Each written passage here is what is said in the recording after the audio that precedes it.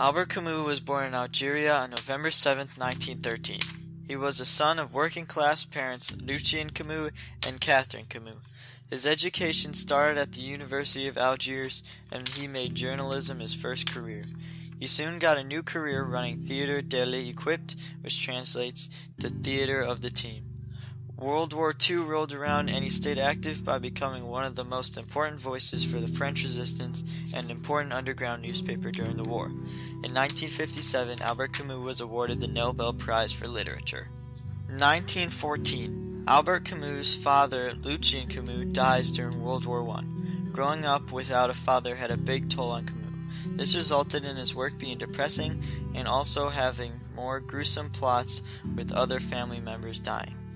1914 to 1918. Albert Camus was living in France during World War I, which was one of the most involved countries during that time. France was a dangerous place to be, and that required Albert Camus to move around a lot as a kid.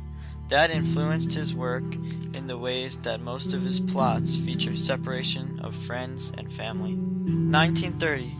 Camus joined the Algerian Communist Party, which started Camus to think as a communist. This influenced his work by creating a lot of his plots around working-class characters. 1936.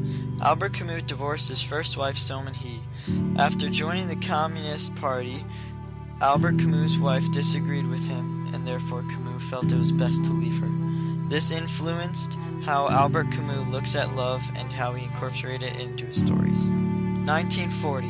Fighting in the French army during the occupation of France during World War II. Albert Camus enlisted in the French army while Nazi Germany was making its way from Poland to attack France. France had lost and Germany occupied it. This led to Albert Camus to write a lot of his books on death and working in ways unknown to humans.